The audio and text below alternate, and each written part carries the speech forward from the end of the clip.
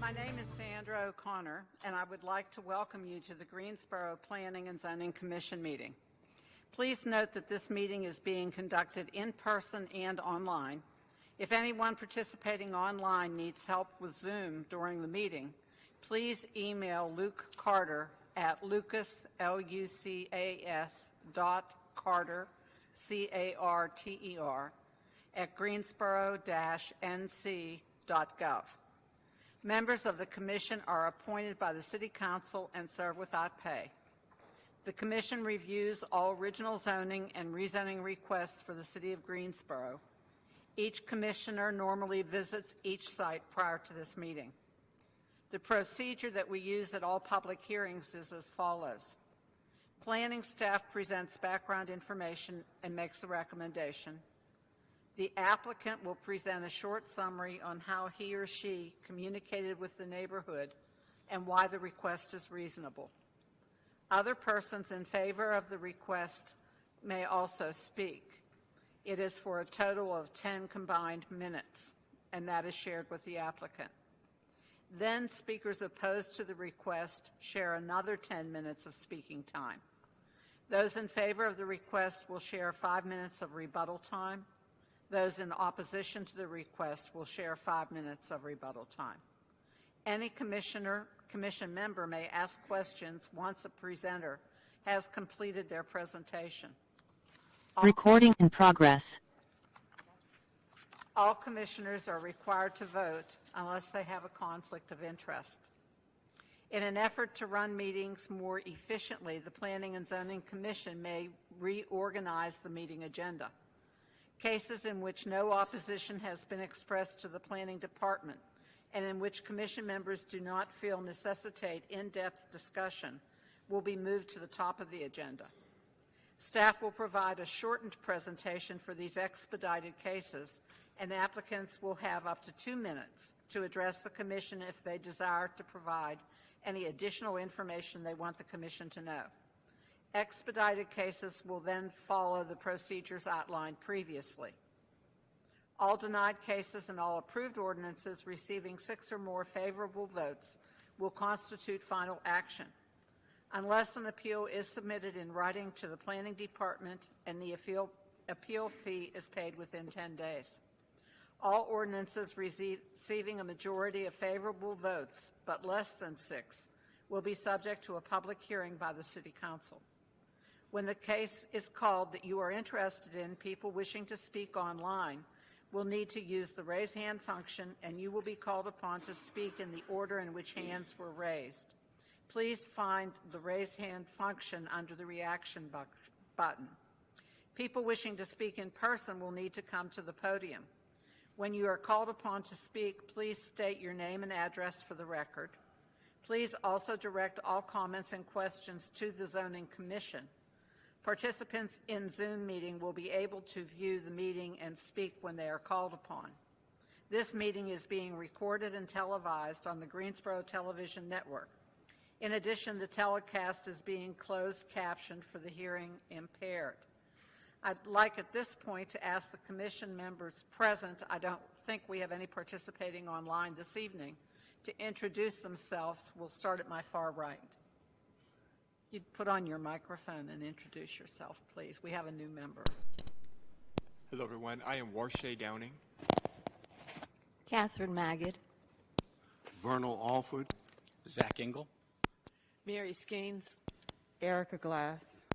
Thank you. We also would like to hear a few comments from our City Attorney. Thank you, Chair O'Connor. I'd like to remind all in attendance that when considering rezoning applications, the Planning and Zoning Commission makes determinations that are based upon the land uses that are allowed under the proposed zoning district that's been put forth in the application. Where applicable, it's also a consideration the proposed conditions that are included with the application.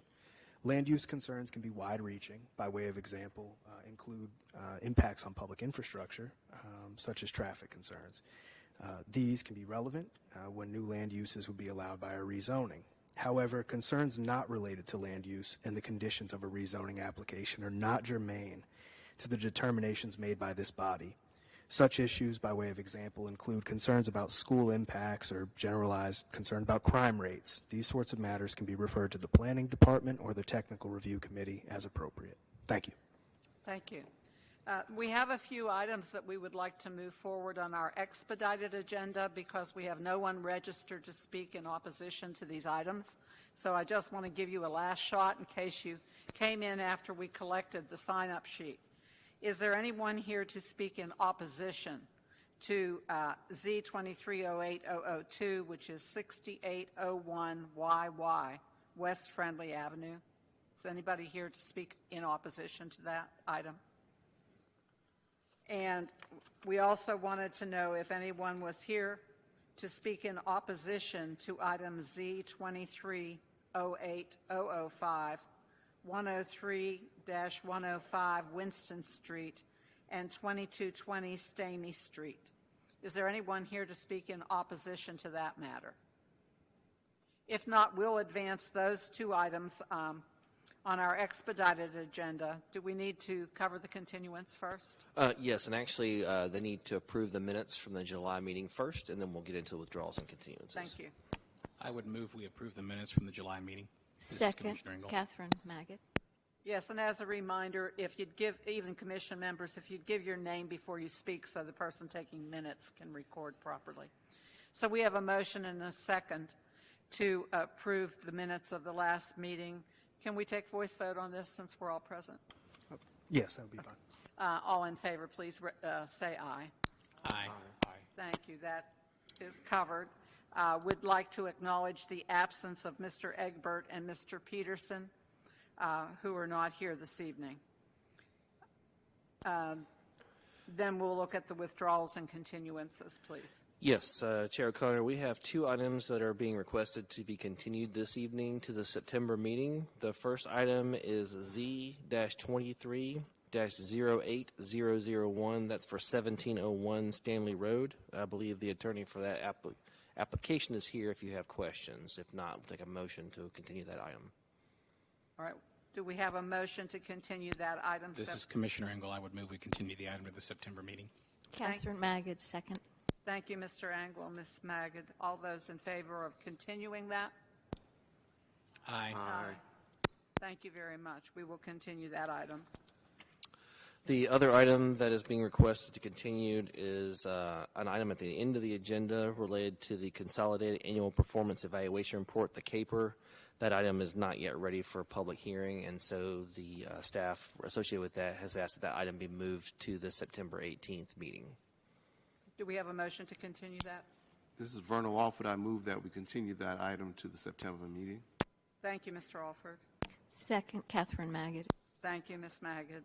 We have a motion and a second to continue the public hearing on the Consolidated Annual Performance Evaluation Report. All in favor, please say aye. Aye. Anyone opposed? Thank you. That will be continued. Right. So those are the only items for continuance. As you noted, we do also have two items that have no opposition and are eligible for expedited review. So if the commission would like, we can begin with case Z2308002 for 6801 YY West Friendly Avenue. Okay, if we could have that on the, thank you. So a rezoning request from CH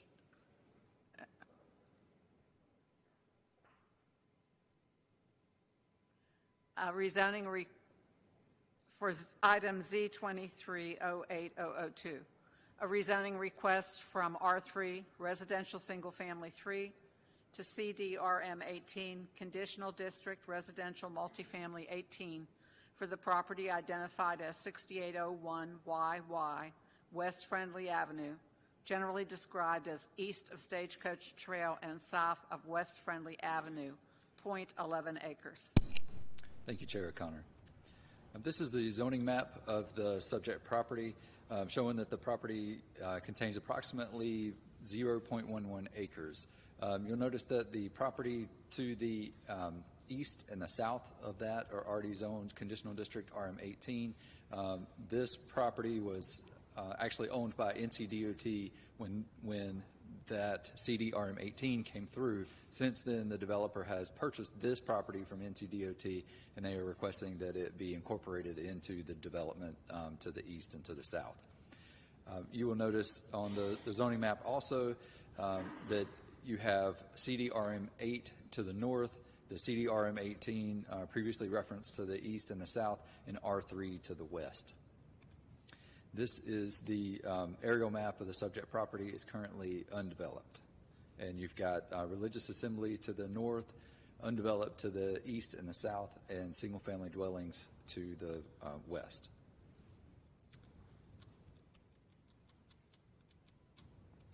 These are the conditions that were proposed by the applicant.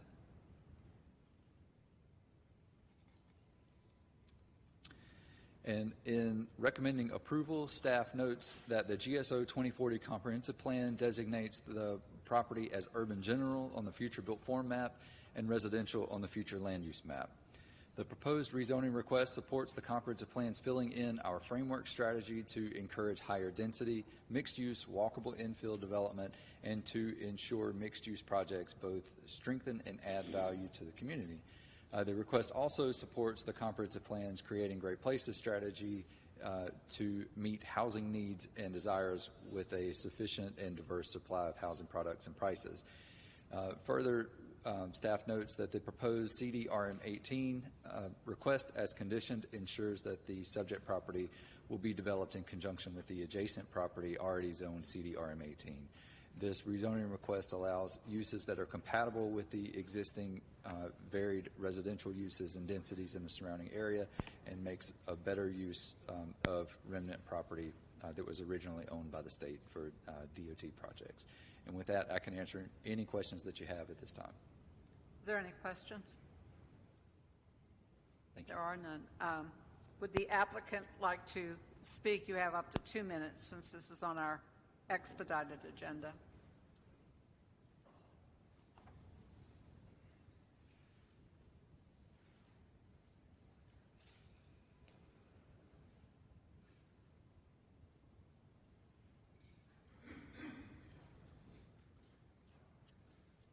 If you'd give your name and address, please. Good afternoon. My name's Jim Gallion. I have offices at 421 Spring Garden Street. First off, thank y'all for your service. I know this is a meaningful, difficult job, and helping the city of Greensboro responsibly develop is quite a service to your fellow citizens. Thank you. This property was rezoned, as you were told, and I couldn't tell it any better than staff did. This 1/10 of an acre will allow us to improve two things: get more parking. We already meet the requirement, but it will add parking, and it will add pervious surface to the site. It's just simply an improvement, and it makes sense. DOT was not ready to part with that land when it was rezoned and developed the first time, but we were able to acquire it. So if there are any questions, I'll be happy to answer them. Are there any questions? Thank you very much. Thank you. Unless there's an objection, we will close the public hearing. And I would entertain a motion. I'd be willing I'd like to do to make that. a motion. You go ahead. Catherine Magid, Z23-8-002. The Greensboro Planning and Zoning Commission believes that its action to recommend the rezoning request for the property at 6801-YY West Friendly Avenue from R3 Residential Single Family 3 to CDRM 18 Conditional District Residential Multifamily 18 to be consistent with the adopted Greensboro 2040 Comprehensive Plan, and considers the action taken to be reasonable and in the public interest for the following reasons. 1, the request is consistent with the comprehensive plan's future build format and future land use map. 2, the proposed CDRM 18 zoning district as conditioned permits uses which fits the context of the surrounding area and limits negative impact on the adjacent property. 3, the request is reasonable due to the size, physical conditions, and other attributes of the area. It will benefit the property owner and the surrounding community, and approval is in the public interest. Vernon Alford, I second. Thank you, Mr. Alford. We have a motion and a second. Are there any comments or suggestions? If not, we'll take a vote. All those in favor of the approval, please signify by saying aye. Aye. Anyone opposed?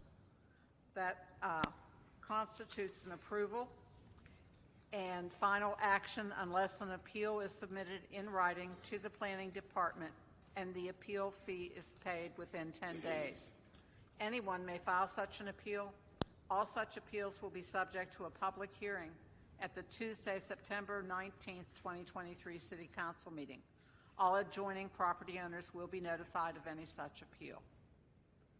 The next item on our expedited agenda is Z23-08005, a rezoning request from CM, Commercial Medium, to CDRM 18, Conditional District Residential Multifamily 18, for the properties identified as 103 through 105 Winston Street and 2220 Stamy Street, generally described as east of Winston Street and south of Stamy Street, 0.64 acres.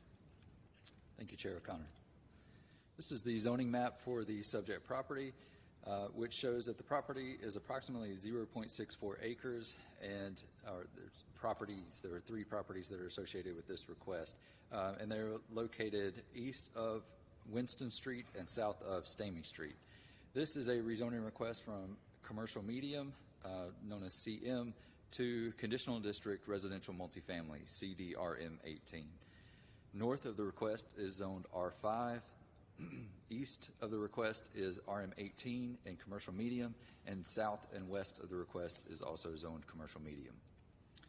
This is an aerial map of the subject property showing the subject property is used for auto storage at this point. North of the request is residential, single-family residential.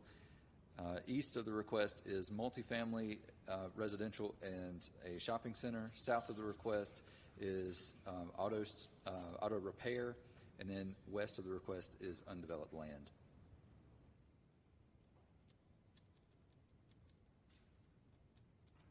These are the conditions that were proposed by the applicant.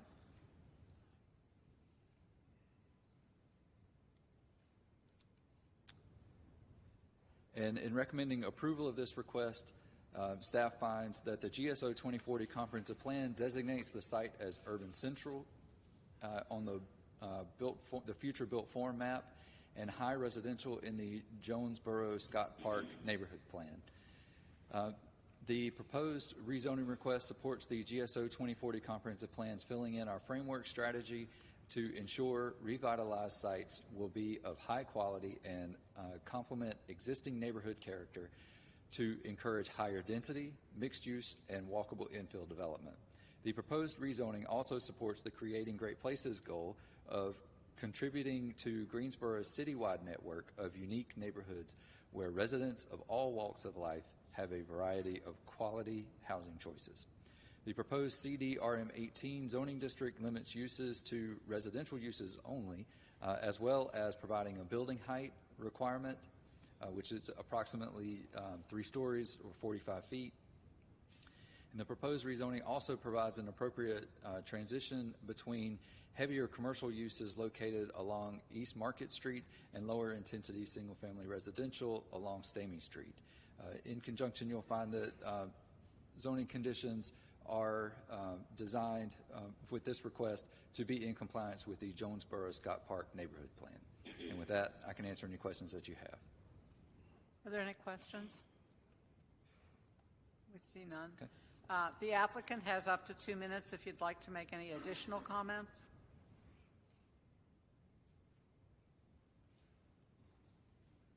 Seeing none, unless there's an objection, we will close the public hearing and would entertain a motion, please. This is Vernon Alford.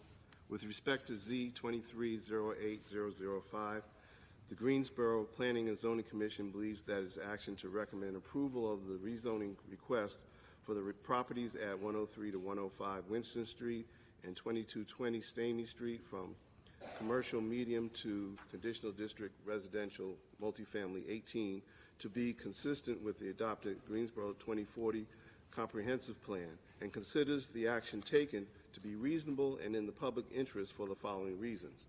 One, the request is consistent with the comprehensive plan's future built form map and future land use map.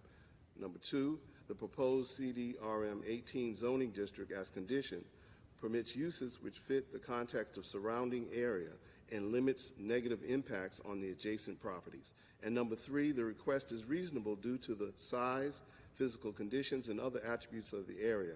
It will benefit the property owner and surrounding community, and approval is in the public interest. Mary Skeens, second. Thank you, Mr. Alford. Ms. Skeens, any comments? If not, all those in favor, please say aye. Aye. Anyone opposed? This carries. The approval constitutes final action unless an appeal is submitted in writing to the Planning Department and the appeal fee is paid within 10 days. Anyone can file such an appeal. All such appeals will be subject to a public hearing at the Tuesday, September 19th, 2023 City Council meeting. All adjoining property owners will be notified of any such appeal. We'll return to our regular agenda, and the next one is a lengthy, or three items, one for annexation and two rezonings. The presentation will be combined and we'll have the public hearing. So this is for items PLP 2316 and Z2308003, and an annexation and original zoning request from County MXU mixed use and County RS 40 residential single family 40 to City CDO conditional district office for the properties identified as 5905-5915 West Gate City Boulevard, 5800 and 5900 Scotland Road, and 5810 Marion LC Drive, generally described as east of West Gate City Boulevard, north of Scotland Road, and south of Marion LC Drive, 7.3 acres, as well as items PLP 2316 and Z2308004, and annexation and original zoning request from County MXU mixed use, County RS 40 residential single family 40, and County CZHB conditional zoning highway business to City CDO conditional district office and City CM commercial medium for the property identified as a portion of Westgate City Boulevard and Queen Alice Road rights-of-way, generally described as the Westgate City Boulevard right-of-way, from the intersection of Queen Alice Road to the intersection with Scotland Road, and the Queen Alice Road right-of-way from the intersection with Marion LC Drive to the intersection with Westgate City Boulevard, 2.43 acres.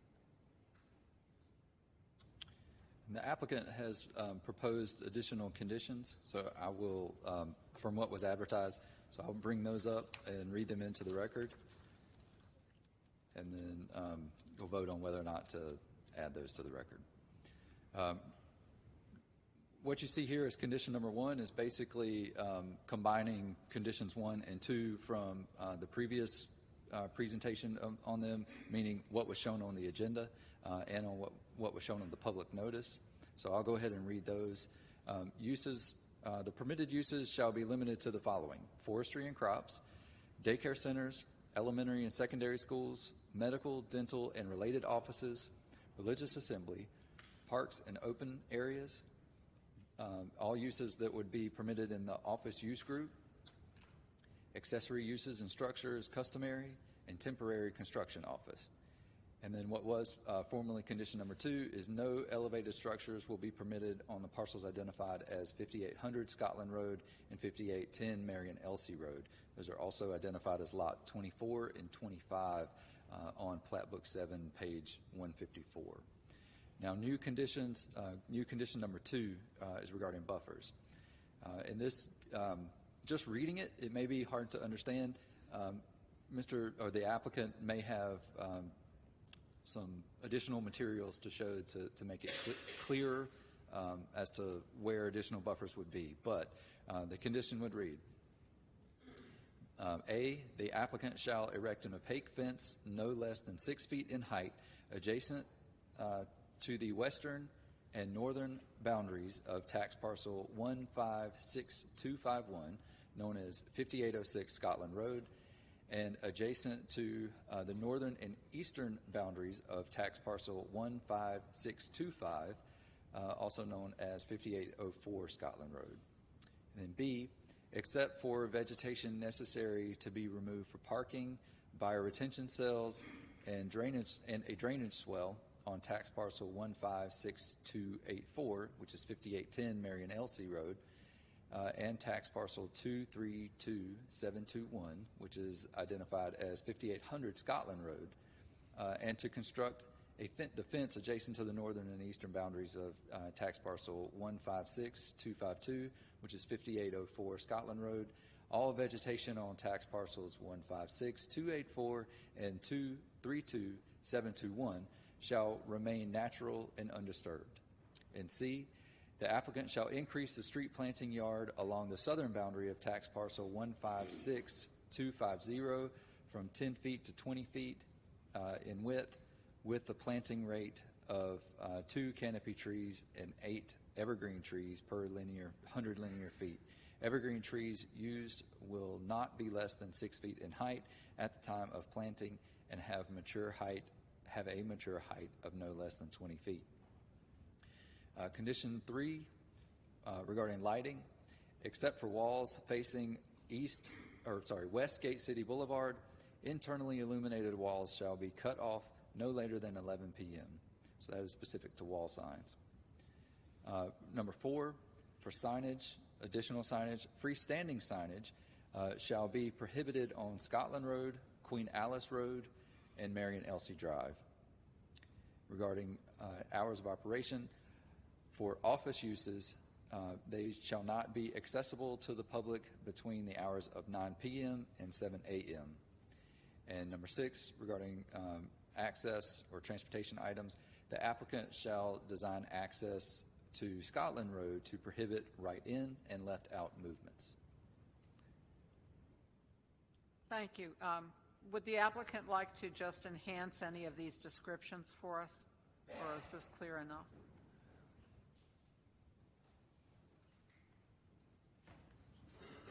Is the question, will we clarify these? Yeah. Do you want to identify yourself, please? Yeah, I'm Tom Terrell. I represent the applicant, Renaissance Church. I have some exhibits for our 10-minute presentation that I think would clarify these. The use restrictions probably speak for themselves. There were several uses that we told the neighbors that we would not allow, but the conditions had started out as what was going to be permitted. So you have to look at whether or not the prohibited uses are allowed within what's expressly permitted, and they are not. One of the questions we had at our last meeting was carnivals and fairs. No, they are not allowed. So I think that every single thing, we've worked with staff on this, all of the uses that the neighbors have asked us not to have been excluded because they are not listed as permitted. Thank you. Do any commission members have questions about the conditions? That's the only thing right now. I do. The condition number 2, do you have a drawing that can help illustrate that? It will be in our PowerPoint. We can bring it up right now if you'd like. Yes, so that we've got a better concept of what the no build and the buffers and where they're going to be.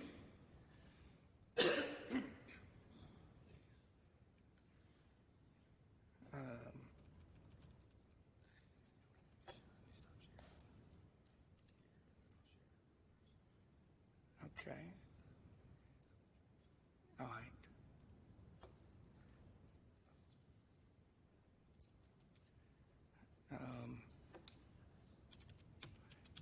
It is not responding.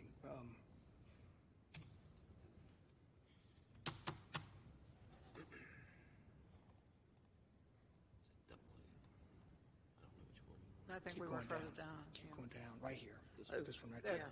there we go. Number 11 or 12, yeah.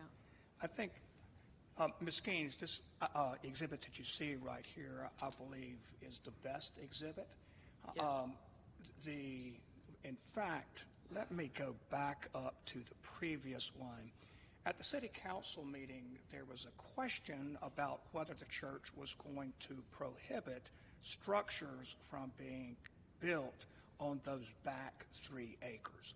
And there was no intention to do that, but it had not been built into the conditions. So we have now drafted conditions that make it abundantly clear that there shall be no elevated structures.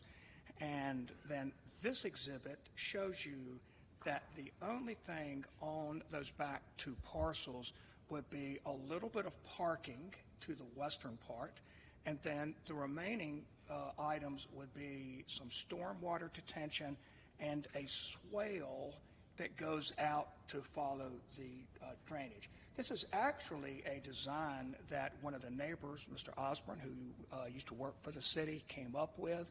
The original design took the swale down against Scotland Road, and now it goes to the middle so that we can leave a substantial tree preserve which has those red stripes. That's what that is. And then the green, excuse me, the green line is where there's going to be a required 6-foot opaque fence surrounding the 2 residential properties. That was not previously offered as a condition when it was before you in May. And then you see a yellow line on the site plan. That's across the street from Ms. Callicutt. She came to the previous meeting on August 15 and asked if we would do something to provide more in the way of buffers.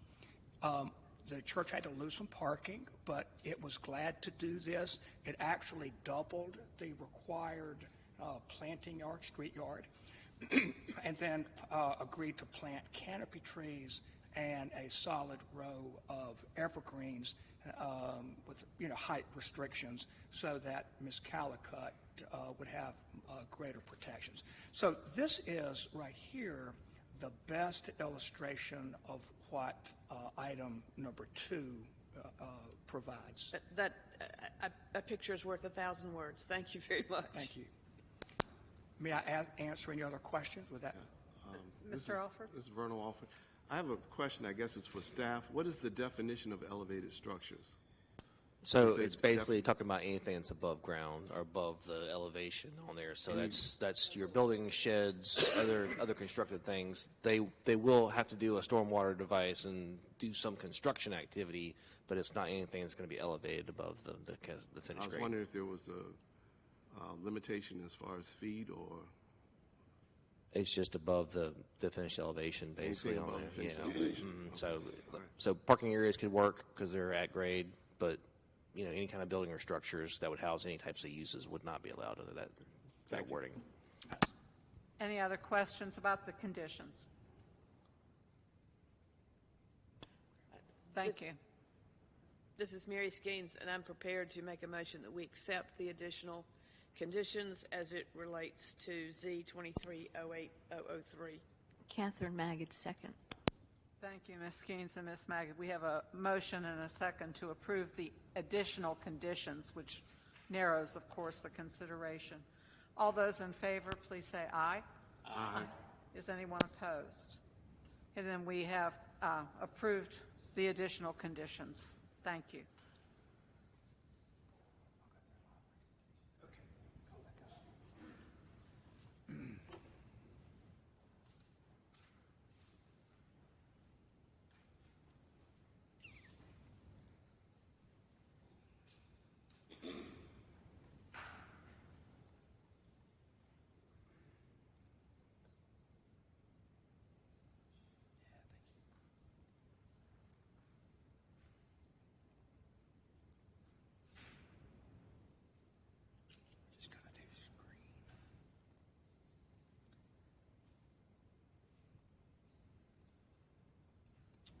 Thank you for your patience.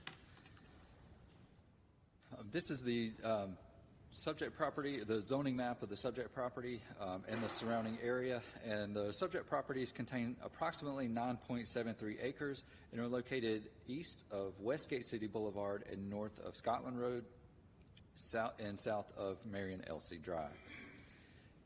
As we stated earlier, this request incorporates three separate requests: an annexation request for the private property and a portion of the Westgate City Boulevard and Queen Alice Road rights-of-way. And then, so you've got the original zoning for the private property, another original zoning for the rights-of-way, and then the annexation request. The private portion of the property is identified as Z-23-08-003. And that request is an original zoning request from County MXU, which is mixed use, and County RS40 to City CDO. You will note that north of the subject properties is County RS40 and City CDCM. East and south of the subject properties are County RS40. West of the subject properties is zoned Jamestown Civic. This is the aerial map of the subject property, showing that it currently contains undeveloped land, single-family dwellings, or a single-family dwelling, and portions of Westgate City Boulevard right-of-way and Queen Alice Road right-of-way. North of the request contains undeveloped land. East and south of the request contains single-family dwellings, and west of the request contains a cemetery. This is an image of the subject property as seen from Westgate City Boulevard. This image shows another portion of the subject property. This one is as seen from Scotland Road.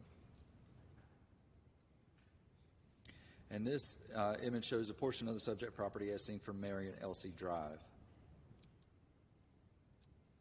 This image shows undeveloped land located north of the request, zone City CDCM. This image shows an example of the single-family dwellings located north of the request on Queen Alice Road, zoned County RS40. Excuse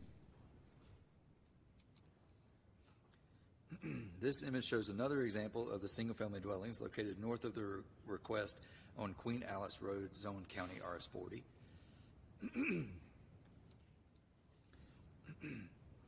This image shows an example of the single-family dwellings located east of the request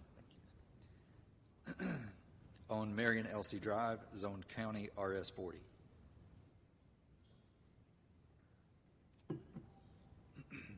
And this image shows another example of single-family dwellings located east of the request on Marion Elsie Drive, zoned County RS40. This image shows a single-family dwelling located south of the request on Scotland Road, zoned County RS40. This is another single-family dwelling on Scotland Road, zoned County RS40. And this image shows undeveloped land located south of the request on Westgate City Boulevard, zoned County RS40.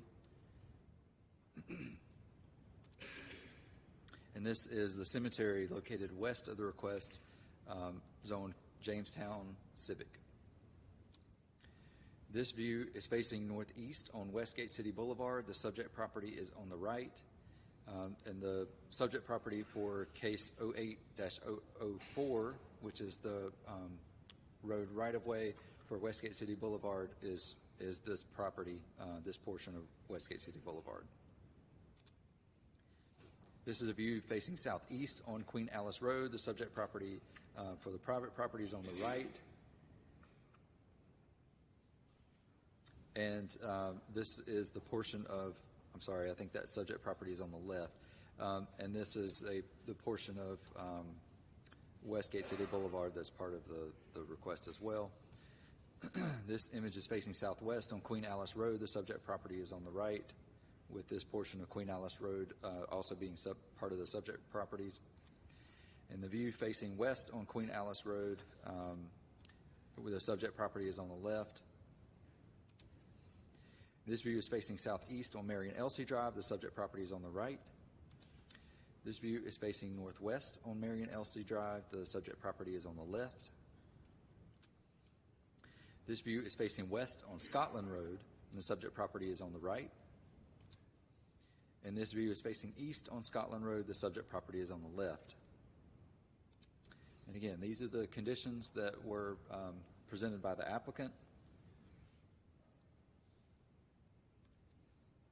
And then recommending approval of the request, staff finds that the GSO 2040 Comprehensive Plan designates the property as urban general and also being located within an urban mixed-use corridor on the future built form map.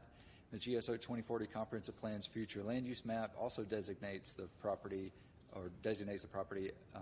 majority of the property is commercial, especially along Westgate City Boulevard. And then as you go away from Westgate City Boulevard, a portion of the property is designated as residential. The proposed original zoning request supports the comprehensive plan's filling in our framework goal to ensure every neighborhood is safe and has convenient access to first-rate schools, services, shopping, parks, and community facilities. And the uses permitted under the proposed CD office zoning district are compatible with existing commercial, civic, and residential uses located on adjacent tracts. And this request includes conditions designed to decrease the potential negative impacts on the surrounding properties. And with that, I can answer any questions that you have at this time. Do we have any questions from commissioners? Thank you. Okay, the applicant and any of those wishing to speak in favor have a total of up to 10 minutes. So if you would come forward and identify yourself.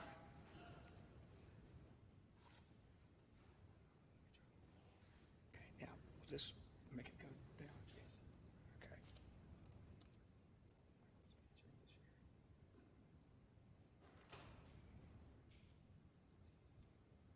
Okay, it's not.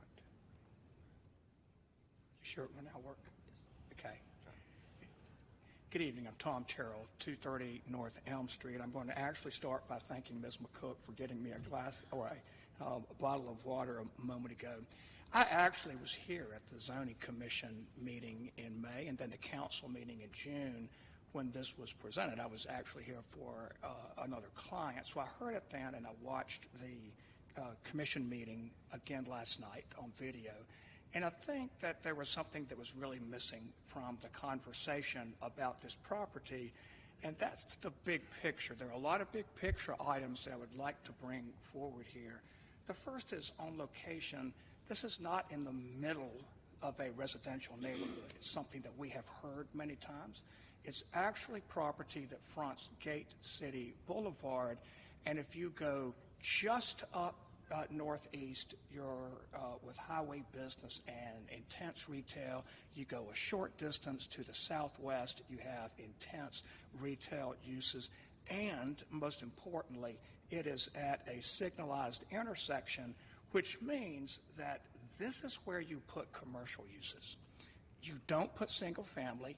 This is not a place for RS-40.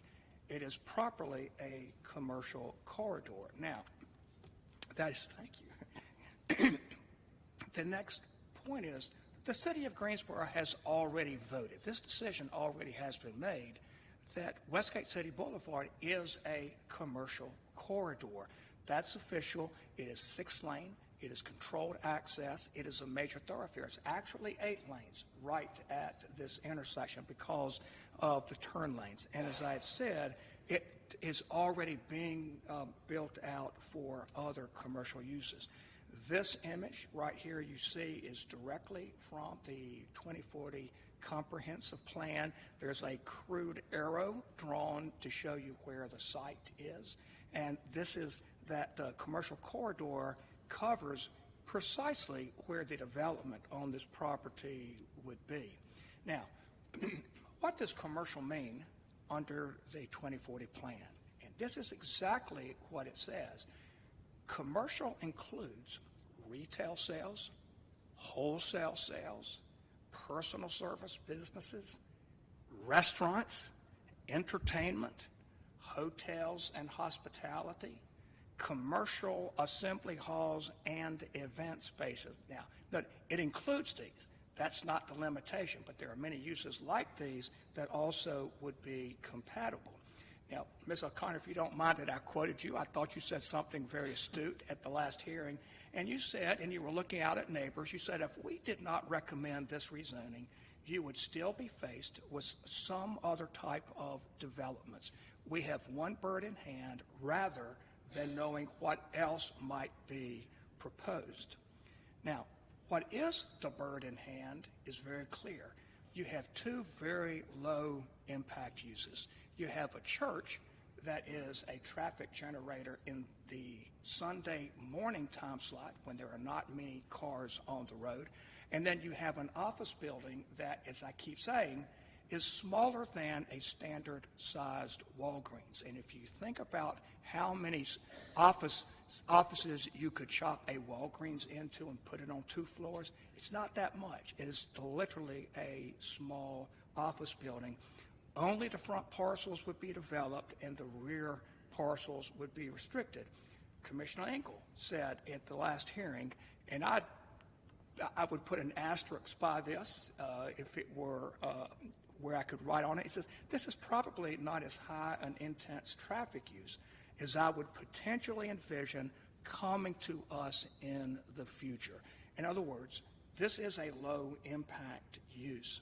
We're going to have Mr. Amenia come back and talk about this in a moment, but transportation conditions were critical, and the question was, how are you going to keep cars from turning left?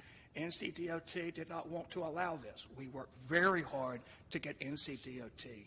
Davenport Engineering scored a touchdown in getting this design approved. And this design prohibits left turn and right turn in traffic. Now, we also added access to Queen Alice. That was at the neighbor's request to better disperse traffic.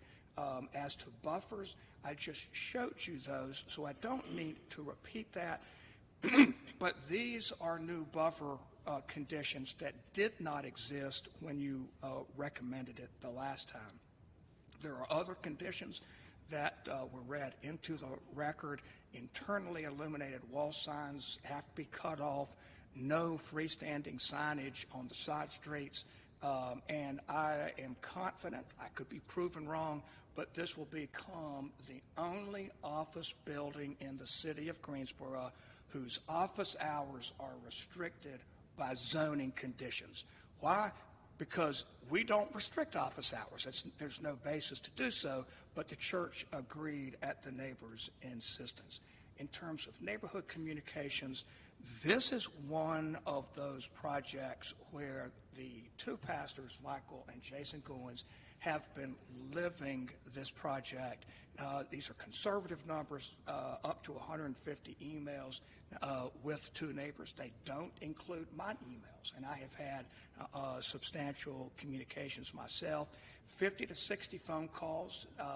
This is going back through and comparing with times and records they've kept. 3 large community meetings, 2 meetings with neighborhood leaders, and 1 meeting that we had with the attorney and the leadership of Sedgefield 11 subdivision. And in all of these meetings and in all of these communications, the church has been listening and the church has been responding. Now, I would like to ask the question as to what happens if this is denied. This is, in my almost 4 decades in this, in my judgment, there will be neighbors who are not happy until the church goes away. Our goal line keeps moving down the track. No matter what we do, there are more conditions that we keep being asked to meet. So if it's denied at City Council and the church is forced to sell the property, will the next person, a company that comes along to buy it, be a low traffic generator as low as this? That's very doubtful. Would they limit lighting? Probably not. Would they agree to no left turn onto Scotland? We don't know, but that's one heck of a roll of a risky dice, because this is a very good bird in the hand. Would the next business, if it's a restaurant, for example, agree to hours of operation? Probably not. If it ends up being high-density retail, high-density residential, of course there's not going to be any limitation of hours. Same buffers. At the last zoning commission meeting, Ms. Skeens commented that if it's all residential, you're going to have, now it'll have water and sewer and quarter-acre lots all the way to the back, and all of those trees come down. So this is actually a very good bird in the hand, and I remind you, these are the uses that our plan recommends. Now, I'm going to ask Mr. Amina if he would explain this exhibit. Thank you, Tom. Frank Amenya. I'm with Davenport. My address is 119 Brookstown Avenue, Winston-Salem, North Carolina, and the zip is 27101. This has been a long journey. We've met with NCDOT. We've met with the city's Department of Transportation, and then we've also met with the neighbors. The drawing you see up is what it got down to. Our neighbors we do not want traffic coming from the church and making a left into our neighborhood. And we also would not want traffic from our neighborhood getting into the church's site access. So we went to work in collaboration with GDOT and NCDOT, and this is the design we came out with. The red you see on the church's property is a concrete median, and it's been designed with an angle to route traffic from the church onto Scotland, heading towards Gate City.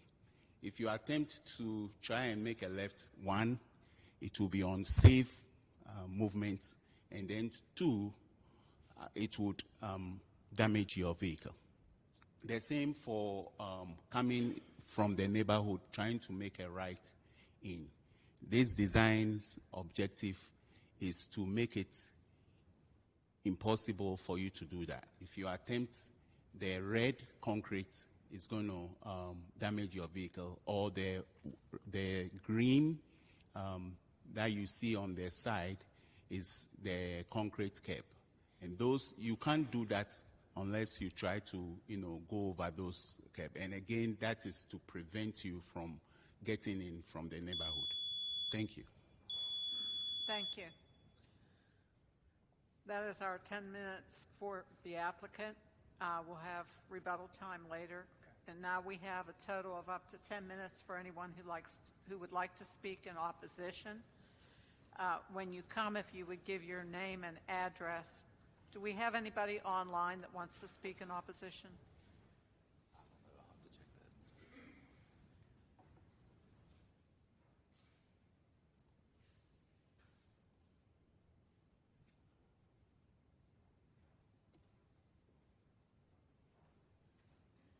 If staff finds that we have anybody online, there also will share the 10 minutes. So normally what we would do is allow 2 speakers in chambers, and then if we have anybody online at the third opportunity, we'll allow the online.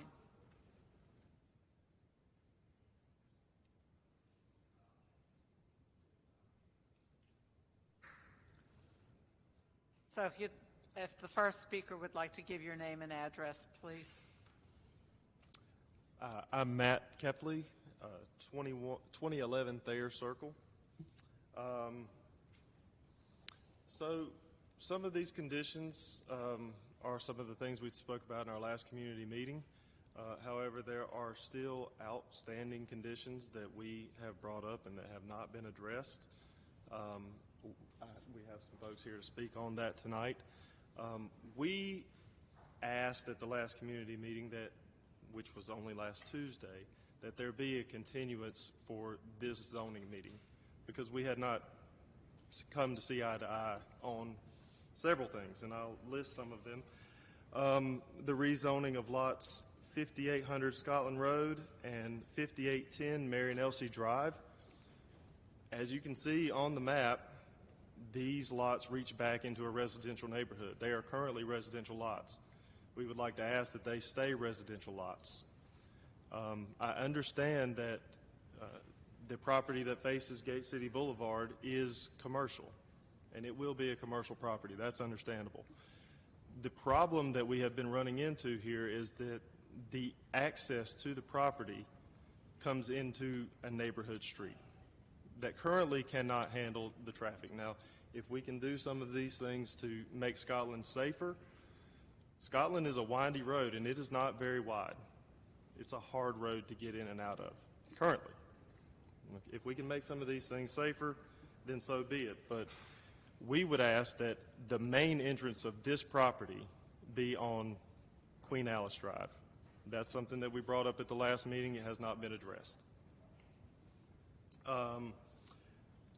We also asked at the last meeting that there not be leasing or rental of the religious assembly facilities for non-religious events. We would like to have it in writing. We would like to know for sure that this church is not going to rent itself out to a concert on a Thursday night, for whatever purpose otherwise that there might be. If it's going to be a church, it needs to do church activities. That's all well and good. But we need to have some assurances that this is going to be a situation where we're not having extracurricular activities not associated with the church. Okay? For these reasons and some of the others that my colleagues would like to mention, we would like to ask for a continuance because we are open to some compromise, but we need to actually have the compromises made out in writing. And before I get off of here, I'd like to just say, those of you who are opposed, can you just please stand up? Those who came tonight. So, thank you.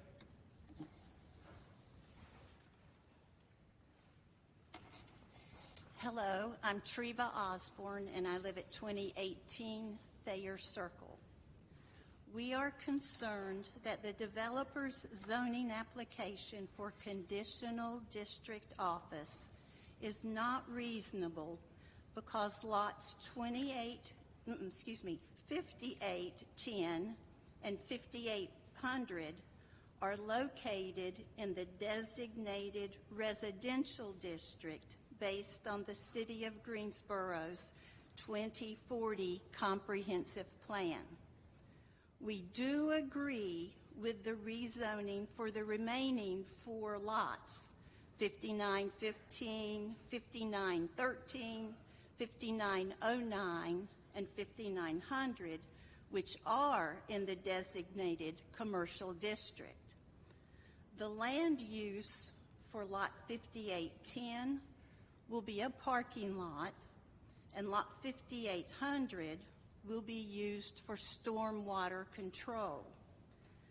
There will be no impact or harm for the developer to agree that these lots stay residential because it will not affect their planned use for those lots.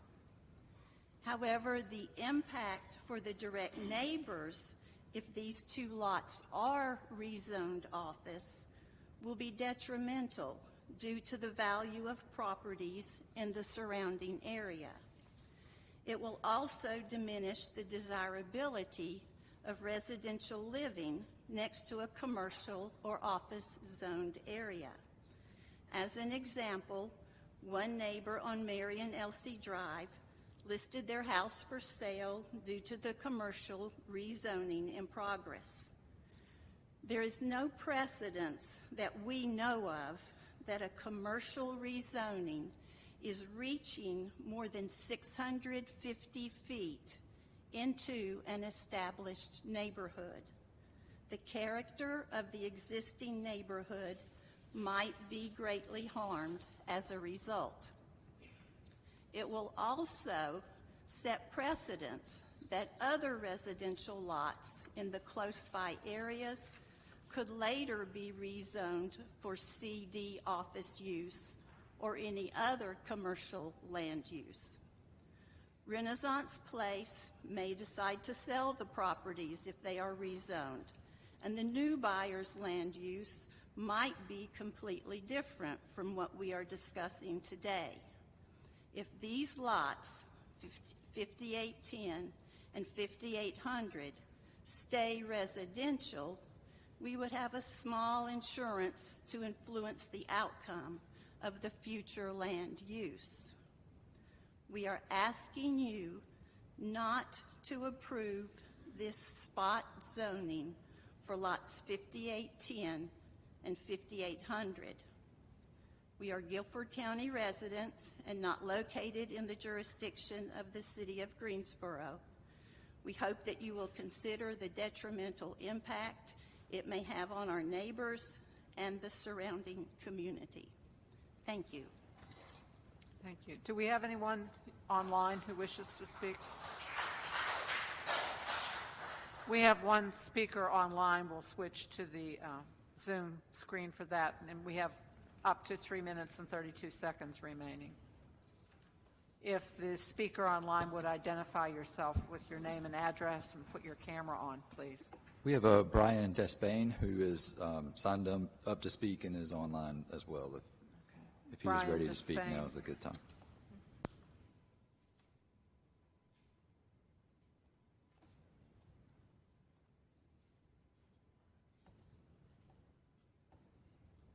Mr. Despain, if you wanted to unmute yourself and turn your camera on, please.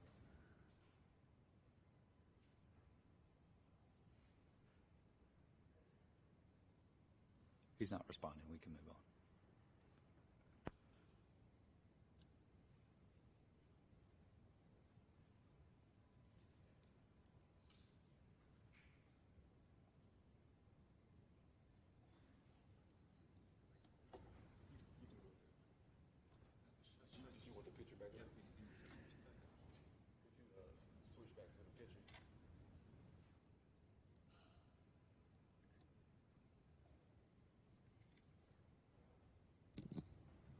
Good evening. I'm Dr. Kay Perry. I live at 2010. Excuse me, I'm sorry. Is Mr. Despain not going to speak? No? No, ma'am. He's not responding. Okay, thank you. I apologize. Please go ahead. That's quite all right. Good evening. I am Dr. Kay Perry. I live at 2010 Thayer Circle. I'm here tonight after spending many hours trying to work with this group to get this worked out so that they could have their beautiful church and office building on Gate City Boulevard. However, we have things that still need to be worked out before the neighbors are comfortable with their what they are offering to develop. We would like a rezoning condition to restrict the Renaissance Church building to church-related events, such as worship, Bible study, weddings, and funerals. No leasing or rentals of the church for non-religious events. We would also like a clearer understanding from the church's members what their plans are to use their church facilities. We would like to ask for a continuance until the above concerns are resolved. We want Renaissance Place development to designate their main entrance and exit at their Queen Alice Road driveway. Scotland Road and surrounding Sedgefield roads are neighborhood roads and are not designed to handle the traffic from an office building and a church. The traffic study done by Davenport only considered Sunday traffic. They did not take into consideration any other building activities. We need clarification from Renaissance and NCDOT about the traffic pattern in and out of their Scotland Road driveway. I know that this has been a real difficult area for us. We appreciate Tom Terrell's email to the neighbors. However, there was attached to that a schematic, and it was very confusing because although they're saying people will not be able to work their way through Sedgefield and then turn right into the property, on the schematic it looks like someone could do that. So we need to sit down with them and work this out and actually see a more detailed outline of how they're going to control traffic before we can be comfortable with it. We also are concerned about the construction vehicles. You're going to have large vehicles in and out There's a house that they've already purchased that they're going to tear down, and large trees are going to be removed. And we're asking, because Scotland Road's lanes are only 9 feet wide. So we've asked that they please do their construction exits onto Queen Alice and Mary and Elsie Drive instead of onto Scotland Road. We also have like to see this request added as a conditional zoning item, and we would like to ask for a continuance until the above concerns are resolved. Scotland Road buffer. We are asking for a 15-foot heavy vegetative buffer along Scotland Road with a minimum of 4 canopy trees, at least 2 of which must be evergreen for screening, 4 evergreen understory trees, 17 evergreen shrubs for every 100 linear feet of road frontage. Evergreen planting materials must be a minimum of 8 feet in height to ensure year-round screening. We would like to have this denser screening to protect neighbors from car noise, car lights, and outdoor activities from Renaissance offices and their church. What they did not show you were all of the homes that exist around and in between some of this property. So please take that into consideration. We have one of the oldest home in Sedgefield from the original designer of the area that is on Scotland Road and is going to be surrounded on 2 sides from this development. Thank you for your time. Thank you. We now have a total of 5 minutes for each side of rebuttal time. So if the applicant or any supporters would like to speak now.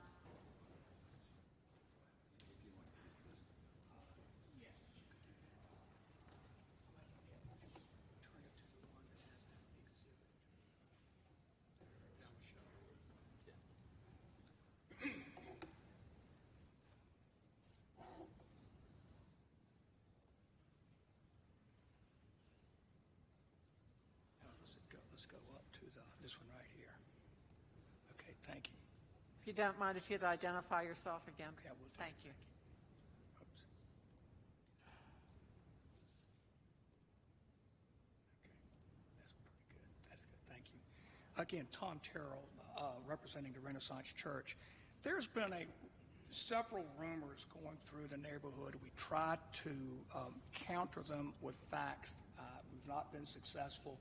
One of them is that it makes a difference whether the restricted tracts that you see on this are zoned residential versus zoned office. The fact is, these tracts are restricted so that nothing can be built other than a slight bit of parking that you see, stormwater, and a swale. Any use that's on the commercial side would use these types of structures. Now, so changing the zoning or keeping it residential does nothing because it's the use that makes the difference. Now, if I'm understanding correctly, Dr. Perry just asked for 15 or 30 foot, I'm not sure, buffers that are already offered. The red slashes is a tree preserve. That is a no-touch. Leave these trees as they are. Don't cut them. Don't move them. So that part has already been offered. Now, this, as to whether this is extending into a neighborhood, the status quo is being preserved about as good as anything that you could expect. Homes on these lots would take those trees down. Every home that goes in generates 9.52 vehicle trips per day by national average. Now, as to whether or not the church would be a bad use on Gate City Boulevard, Ms. O'Connor, if I can just quote you again from the Zoning Commission in May. You said you live next door to a church, you have a church across the street, and to your determination, a church is not a noxious use. That was your term. My church is in the middle of and surrounded by residential. It has been that way now for decades. In fact, going back, it's measured in centuries. It has not been an issue for our neighbors. We never have complaints with our neighbors, and we do have things outside. We do have cookouts, and we use our property. I think that's what churches do. Now, I think I heard the claim that the traffic study did not look at weekday traffic. That could not be more incorrect. You just have to look at the traffic study. It deals with and looks at weekday traffic during the peak hour. That is standard. Now, the fact that they also look at Sunday does not negate the fact that they have looked at, and it's in the traffic study. And I've seen the emails proclaiming that the traffic study didn't look at weekday traffic. That is not correct. Scotland will be widened. Scotland Road will be widened at the church's expense. Mr. Amenia will or can address that. And in fact, if you would, Mr. Amenia, address those issues. Give your name again, please. All right. Frank Amenia with Davenport. So on Scotland, it's been mentioned it's 9 feet lanes. That's true, but the church frontage is going to be widening that from 9 to 11s. And not only would we have through traffic, but we would have a separate left turn lane for those going to their church. So they will peel off from the main line and allow our neighbors to drive to their neighborhoods. So just so you know, Scotland is going to be widened at our frontage. I have only been involved with this for 6 weeks. I say to you with great confidence, if this is continued and every single condition request is met, there will be more requests for more conditions. There is not a stop to that in this case, and we need to have a decision and to get this moving to council. Thank you. Thank you. 21 seconds remaining if anyone else wants to speak in favor.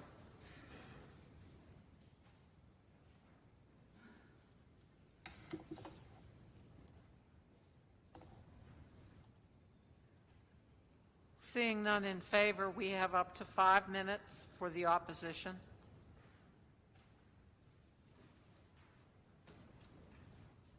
And Hello if you'd again. identify yourself again, please. I'm Dr. Kay Perry. I live at 2010 Thayer Circle. Again, thank you for your time. Again, I want to say that in their pictures that they took around their property, they failed to show you the 2 homes that their property wraps around on 3 sides. They failed to show you the nice homes that people live in across the street. In this city, as all across America right now, we have a shortage of single-family homes. We have an overabundance of office buildings. Now, I just want to protect my neighborhood. We have been established for a long time, and people enjoy living there, and I'd hate to see that, maybe not in my lifetime, but over the years, that there will be this pressure for other homes. Developers will come in and start buying them up because, you know, they can afford to maybe pay $25,000 or $50,000 more than another homeowner could, and then they get another bulk of property together and they come before you, and well, there's office across the street. So, you know, this is just a continuation of what's already there. So I want to be sure that whatever is zoned office stays in the corridor set up by the city as the Gate City Boulevard, and that the other 2 residential lots stay residential. It is not in their long-term plan to do this. That's what I was told on May 9th, the very first time we met this group, and the very first time they presented their project, and we all the neighbors that were there, 16 of us, talked to them and said, well, why not leave those 2 lots residential? And they just keep refusing to. But I don't want, you're going to leave those 2 houses isolated with office all around them, and it shouldn't be like that. Yes, you're going to have office in the corridor that the city has said this is going to be commercial.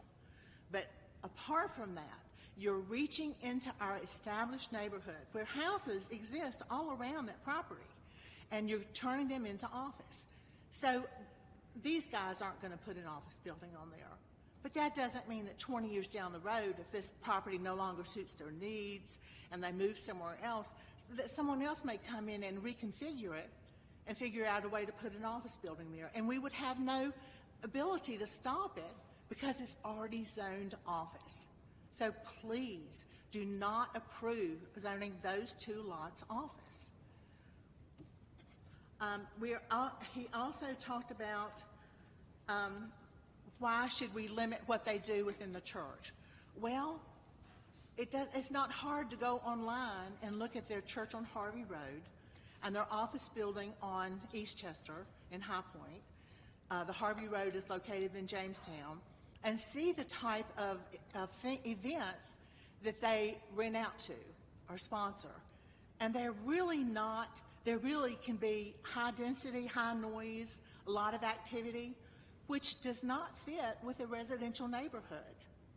The stronger buffer, another point, the stronger buffer I was requesting before my time ran out is exactly what you, as the planning and zoning, and the city council, and the developer approved for a lot that is on the corner of Anson Road and Gate City Boulevard 1 year ago. So all I'm asking is let us have the same buffer that you gave them. You know, this group did come back and offer a little bit stronger, but there are homes right across the street and right beside them. Those homeowners deserve to have some buffer so they're not looking out their front windows or their bedroom windows and seeing a parking lot, an office building, and a church. Thank you for your time. Thank you. We have 1 minute and 5 seconds remaining if anyone else wants to speak in opposition. What else did you want me to say?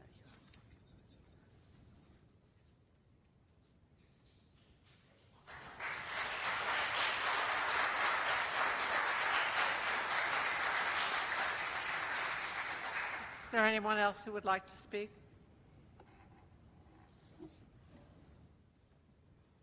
If not, if there's no opposition, we will close the public hearing. Are there any questions or comments from commissioners?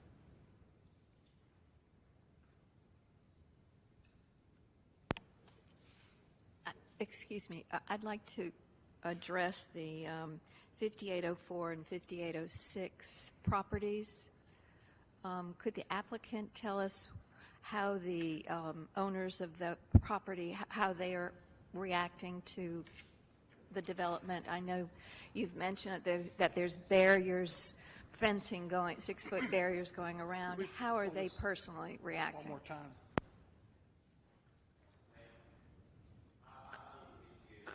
I'm sorry, the public hearing is closed. Thank you. Can I ask that question? Okay, yes. Yeah, you can ask. On 5804 is the property right here on your screen. I think that's Mr. Kinley who stood up. He was at the last neighborhood meeting, and we had left a tree preserve around him and thought a fence was therefore not necessary. He wanted a fence nonetheless. So the church said this is not an issue to us. The only issue has become he wants it to be an 8-foot chain link fence, and the church would like to do something much nicer than a chain link fence, and to do something that would be like a stockade wooden fence, for example. So, and that's where we aren't in full agreement. To my knowledge, and I turn to Pastor Coins, to my knowledge, the owner of 5806 has not spoken. Is that correct? That's correct. They've been invited to every single meeting. There's been no response. Ms. Maggott, did you want to? Also, the 2 houses that are directly across from the Renaissance property when you're driving down Scotland, yes, those have a view of, they will have a view of the church, but you've also done something to remedy that, right? Yes. That yellow strip? That is correct. That's what the yellow strip is. There is an assumed buffer that is adequate under our ordinance. It's 10 feet, and it's got a certain number or types of plantings per linear feet.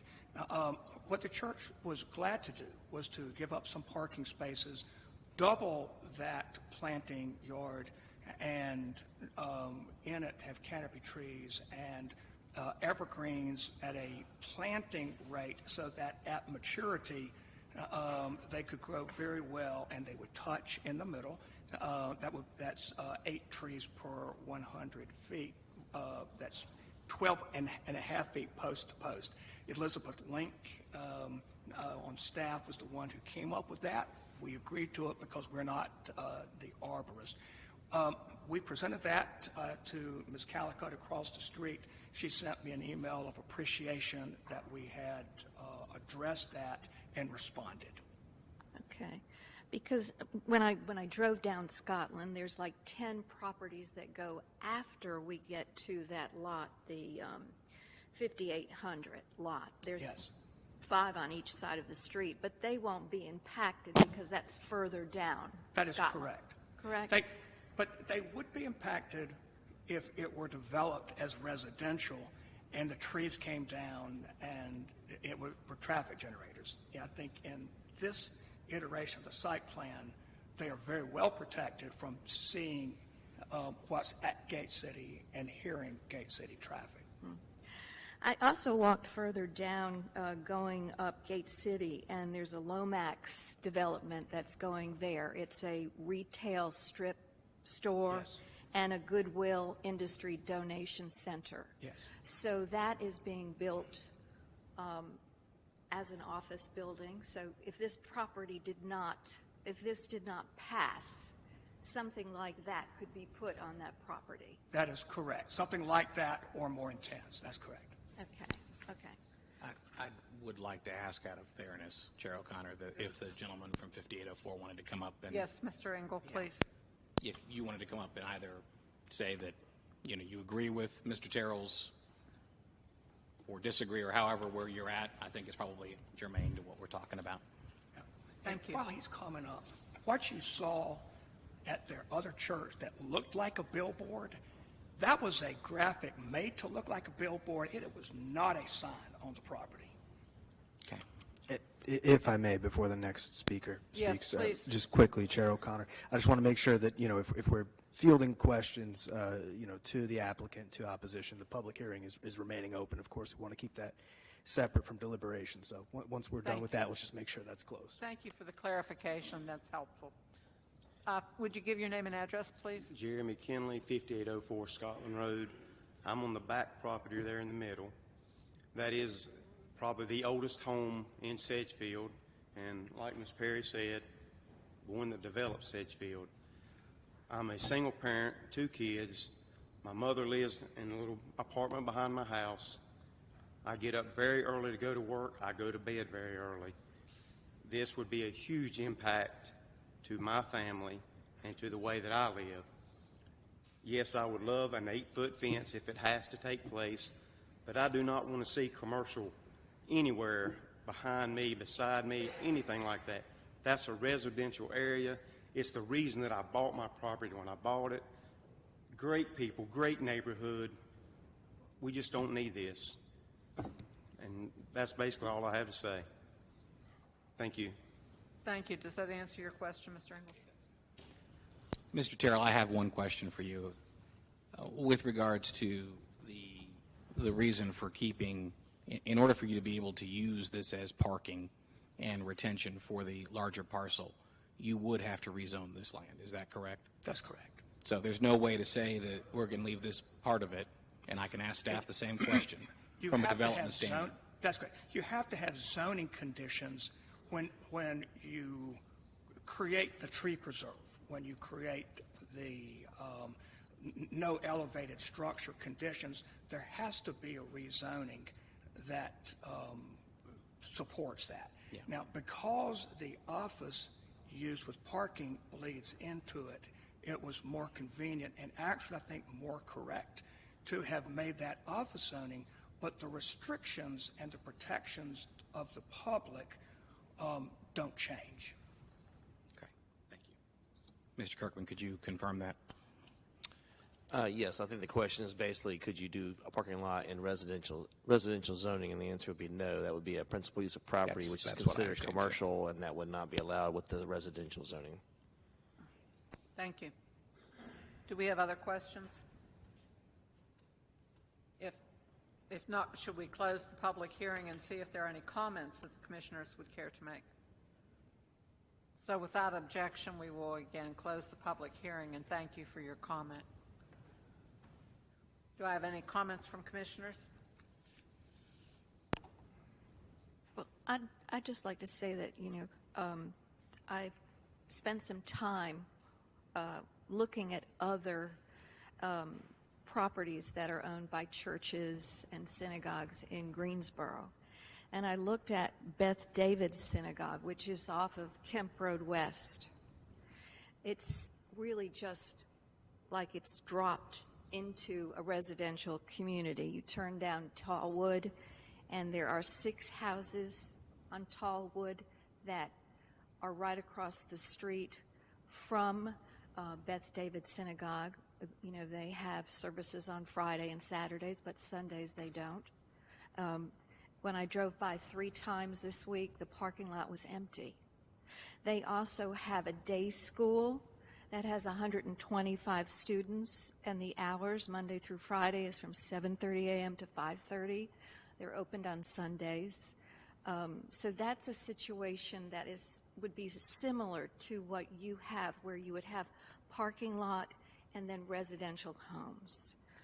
I also looked at Temple Emmanuel.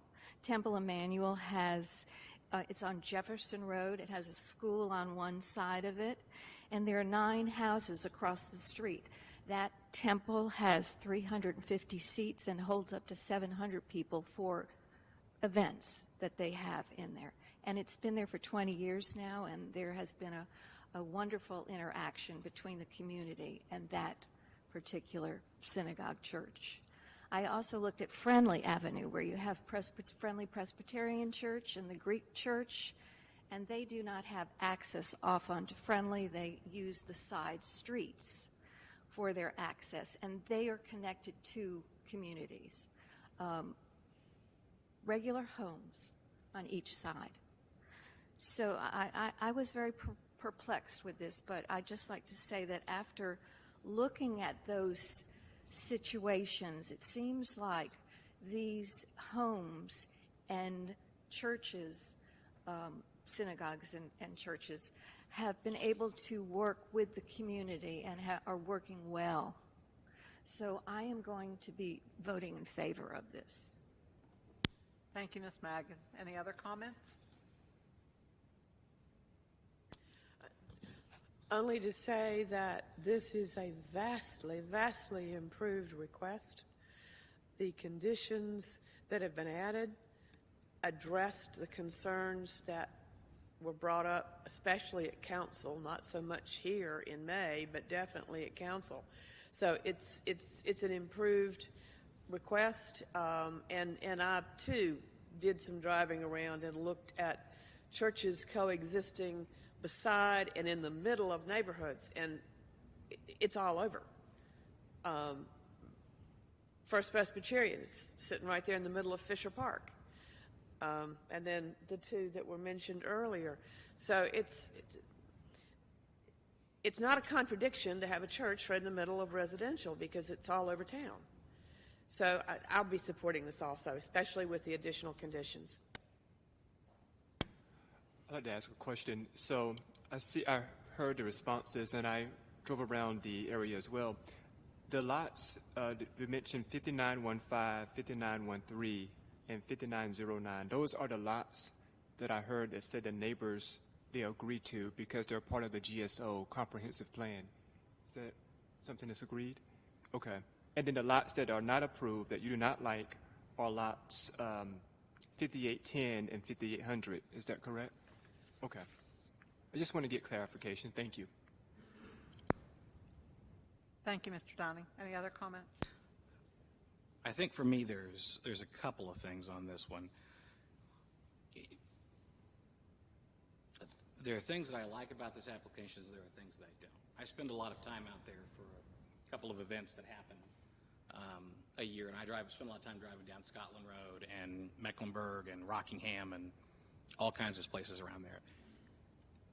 I would like to see more intense housing in this area, especially with the proximity to Gate City Boulevard. I don't think we have a shortage of single-family homes. I think we have a shortage of housing. That's not the application that's in front of me. However, I said this before, I could really see RM18 on this place of land without issue, especially with the proximity to Gate City Boulevard, the proximity to 2 grocery stores. And we talk about food deserts in Guilford County. We talk about food deserts in Greensboro. So to me, this is a struggle because I don't know if this is the highest and best use, because I really do feel like this could be multifamily. But at the same time, I feel like there's been a lot of good conversations that have happened. The applicant has come back with something we typically view within the office zoning. If you were to attend 4 or 5 of our meetings, we view office as a transitional zoning. It actually allows for RM12, not this one, but it would allow RM12 typically in the zoning. It sort of moves back and forth with multifamily. With regards to the back properties, you've basically said you can't build on them. It's super restrictive. The office zoning is closed at 9 p.m., open at 7 a.m. I honestly don't know of any. I could be challenged. I have no other place in town that has that. With regards to the other events, the one piece of feedback I'll give to the community, the idea that there shouldn't be any use not associated with a religious use. I think about where I go vote. I vote at a church, right? I think about where the Scouts meet. They meet at a church.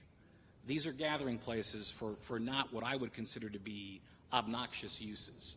So if you are going to work with the applicant on that between now and City Council, I would consider sharpening that a little bit to see if you can come to something, right, of a compromise on that. But I don't see that as being, just reasoned thinking. These are typically community meeting spaces. In the absence of community centers, this is typically what churches are. Even the ones that I may not attend from a faith perspective. We've had neighborhood meetings at churches, right? And that may be, hopefully, the relationship that you're able to form there. So for me, I'll be supporting this evening for those reasons, for the reasons stated by the other commissioners. Any other comments? I would be inclined to agree with my colleagues who spoke. I do agree that this is vastly improved, and I find it responsive to the community in terms of requests that were made and concessions that would still create those buffers. And while there seems to be a strong argument from the community to maintain 2 of those lots as residential, I think the proposed drawings and use in the tree buffer seems like a very excellent compromise to me, although it is not exactly the single-family home that was requested. I do think that every effort has been made to balance this and to provide proper traffic turns, and so I also will be supporting this. If no other commissioners have comments, we need 3 motions. We need one for annexation. Yeah.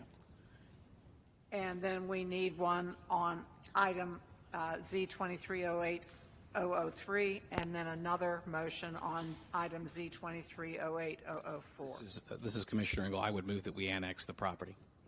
Commissioner Catherine Magid, second. Okay, we have a motion to approve annexation and a second. Any discussion? All those in favor, please say aye. Aye. Anyone opposed? All right, then I'm looking for a motion on the zoning. I'll do the first part. In regard to item Z23-08-003, the Greensboro Planning and Zoning Commission believes that its actions to recommend approval of the original zoning request for the properties at 5909 through 5915 West Gate City Boulevard, 5800 and 5900 Scotland Road, and 5810 Marion Elsie Drive from county MXU mixed use and County RS 40 residential single family 40 to City CDO Conditional District Office to be consistent with the adopted Greensboro 2040 Comprehensive Plan and considers the action taken to be reasonable and in the public interest for the following reasons. 1, the request is consistent with the Comprehensive Plan's future build format and future land use map. 2, the proposed City CDO zoning district as condition permits uses which fits the context of the surrounding area and limits negative impacts on the adjacent properties. 3, the request is reasonable due to the size, physical conditions, and other attributes of the area. It will benefit the property owner and the surrounding community, and approval is in the public interest. This is Commissioner Engel. I'll second that. Thank you, Ms. Engel and Ms. Maggot and Mr. Engel, excuse me. Any comments? If not, all those in favor, please say aye. Aye. Anyone opposed? And then we're looking for a second motion, please. I'll do that. In regards to agenda item Z-23-08-004, the Greensboro Planning and Zoning Commission believes this action to recommend approval of the original zoning request for a portion of Westgate City Boulevard and Queen Alice Road right-of-way from County MXU mixed use, County RS 40 residential single family 40, and County CZHB conditional zoning highway business to City C-M commercial medium to be consistent with the adopted GSO Comprehensive 2040 Plan and considers the action taken to be reasonable in the public interest for the following reasons. 1, the request is consistent with the Comprehensive Plan's future built form map and future land use map. 2, the proposed CM zoning district permits uses which fit the context of the surrounding area and limits negative impacts on adjacent properties. 3, the request is reasonable due to the size, physical conditions, and other attributes of the area. It will benefit the property owner and surrounding community, and approval is in the public interest. Mary Skeens, second. Thank you, Mr. Engel and Ms. Skeens. Any other comment? All those in favor, please say aye. Aye. Anyone opposed? Please note that these constitute a recommendation only, and the favorable recommendation is subject to a public hearing at the Tuesday, September 19th, 2023 City Council meeting. So that can be advanced, and this will be sent to City Council on September 19th. Thank you.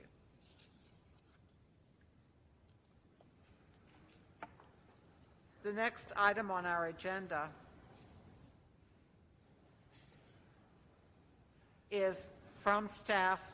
It's a street closure request for Fargus Street from its intersection with Granite Street in an eastward direction approximately 147 feet to its terminus. Thank you, Chair O'Connor. The city is requesting a closure of Fargus Street. On this exhibit that you see here, Fargus Street is shown as the darker dotted line. Do you want to take a minute, or you want to proceed? Wait a moment. Yeah. Okay. I'm sorry, I didn't hear you. Go ahead. Okay. Yeah. All right. The right-of-way for Fargus Street is shown as the darker dotted line on your exhibit. And as stated, that is approximately 147 feet from the eastern right-of-way line of Granite Street eastward to the terminus of Fargus Street. The city did notify adjacent property owners of this request. We also have Shauna Tillery with the City of Greensboro Department of Parks and Rec, who is online, and she will give a presentation as well in just a second. I do want to note that when making a determination to close a street, you have to make two determinations. And first, you are making a recommendation to City Council. But in making that recommendation, please consider that the closing of the street to vehicular traffic is not contrary to the public interest, and 2, that no property owner in the vicinity is deprived of reasonable means of ingress and egress. This request went to the Technical Review Committee on June 29th, And the Technical Review Committee recommended approval of the street closure request with one condition, that a 20-foot or that 20-foot utility easements, so maybe not just one, but if there are multiple utilities in there, that 20-foot utility easements over existing public and or private utility lines shall be retained until such time as the lines are no longer needed. And again, Ms. Tillery is online and does have a presentation that she can share as well. Okay, before we have Ms. Tillery, are there any questions for Scott? Okay, Ms. Tillery, if you'd identify yourself, please. Hi, good evening. My name is Shauna Tillery. I'm the Planning and Project Development Division Manager for Greensboro Parks and Recreation.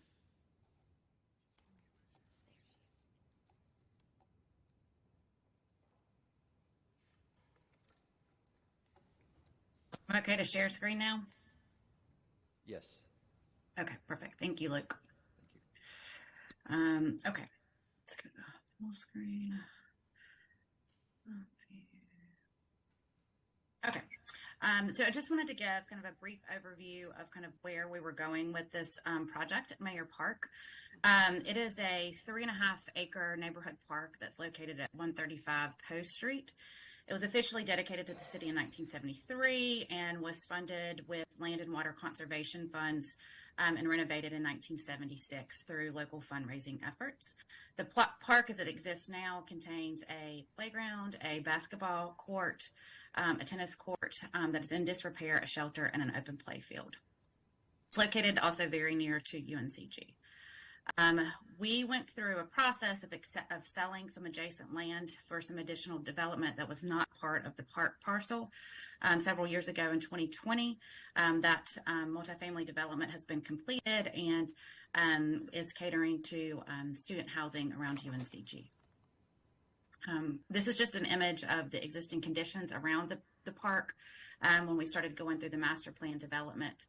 We worked with a local firm, Revington Reeves, which is a local landscape architect and planning firm, and worked with them to go through a series of processes regarding existing site conditions, community engagement, and recommendations from community engagement to revitalize this park.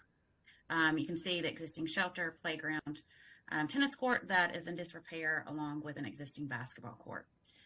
As part of this, we went through a multitude of different community engagement efforts, basically in the height of COVID, but we were able to engage very well with UNCG and the students in the community and therapeutic recreation department, along with various site visits and a community survey to kind of get some interest on park redevelopment for that particular space. As a result of the park redevelopment, we were able to create a master plan. This kind of gives some of the images from the master plan that will be part of the development and the reason for the request for the closure of Fargus Street. Basically recreating the space into something that is more geared towards college students in the surrounding neighborhoods. We knew from community data that a lot of the residents that lived in that area, along with a lot of the student housing, allow for dogs, and so we wanted to recreate a dog-friendly space within this, along with bringing in some innovative recreation elements and elements for play. So you can see here we've got some particular elements of play related to a gaga ball pit, some more swing areas, creating a hammock pole relaxation area, more of kind of some recreation and games that are along concrete in the space, along with an area for a field play, and then reutilizing our existing tennis court area into a dog park. The Parks and Recreation Commission and City Council approved the master plan in 2021. As a result of being able to sell the adjacent property, we were able to also apply for another Land and Water Conservation Fund grant, which we received in the fall of 2022. That's at the point that we started to move through the construction document development area process. So this just gives a visual image from the site plan, from the master plan, the existing dog park here, kind of our grill and chill area, our active recreation spaces, and then the open field. We have gotten through a majority of the approvals through the city's TRC process. So this will just kind of give an image of what had been shared earlier regarding Fargus Street. So this is the piece here through that, the existing playground, concrete slab, and the existing tennis court area. So this is the location. And then this would be an additional connection that we'd like to work with to be able to connect off of Granite Street to the park. So this would be an accessible pathway through there, along with creating an accessible pathway at the end of Post Street. Any questions? Don't see any questions. No questions. Anyone else want to speak on the matter? If not, we will close the public hearing and look for a motion. I would move we close the street or recommend closing the street. Second. Commissioner Engel. Thank Mary you. Skeens, second. Mr. Downing seconded the motion. Warshay Downing second. Warshay Downing second the motion. Thank you, Mr. Engel and Mr. Downing. That concludes our public hearings. Do we have items from the... You need to I'm vote sorry, as a group. excuse me, I'm sorry. We do need to vote. All those in favor of the motion? Aye. Anyone opposed? That motion carries and constitutes a favorable recommendation that is subject to a public hearing at the Tuesday, September 19th, 2023 City Council meeting. That concludes our public hearings. We have items from the Planning Department. Just a couple quick things. First off, want to welcome again Mr. Downing to the Planning and Zoning Commission. And he already has learned he has to be aggressive to get in here and get his comments with everybody else. I know, so exciting on there. We do want to acknowledge the service of Richard Bryson, who's finished up his term with the Planning and Zoning Commission. We expressed that to him personally, and we want to do that in the public forum as well, that his service to the citizens of Greensboro. This is, I think, the third board and commission he was working on with that, so he spent many years trying to improve the community, and we appreciate his efforts. We do, unfortunately, have some not as good news, I guess, good for her, but Rachel McCook is going to be leaving us at the end of August. She has been accepted into the Master of Social Work program at UNC Chapel Hill, which is an excellent honor, and she's going to be transitioning to be a full-time student. So we appreciate all of her efforts in assisting us with the commission and all the activities, and we wish her well. Thank you. Rachel, you're going to do great. You really are. And on behalf of all the commissioners, we do also thank Mr. Bryson for his service and his time spent here with us, as well as on the other commissions on which he has served in the past. So we're very appreciative. And we welcome Mr. Downing. And I think you had a rather easy initiation, as our meeting was rather short this month. Ms. McCook, you're going to be missed. We appreciate very much everything you've done to facilitate us in our process, and always with such great spirit. And I know that you'll be incredibly successful at what's next. So thank you very much. Real quick, too, Mr. Alford's term is actually wrapping up. He has not been replaced yet, but just in case something happens between now and next meeting, I want to make sure we publicly acknowledge he's spent 6 years working with the Planning and Zoning Commission, and I know has learned a lot from his time here versus what he knew before he came and started this process. So you may be here next month. I don't know for sure, but I want to take the opportunity, if you're not here, to thank you publicly. Thank you, Mr. Kirkman.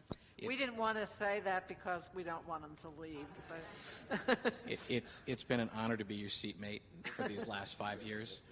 I'm looking forward to joining you in retirement in just 12 short months. And next month we will have our elections for our next year's chair and vice chair, so please keep that in mind. And again, commissioners have any other comments to make? Or Cases for next month. 7. What he said. And what? Okay.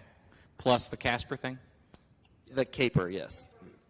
Sorry. It's easy if you remember as Casper. I'm sorry. It's what's going to be. We're coming up on Halloween, okay? Okay.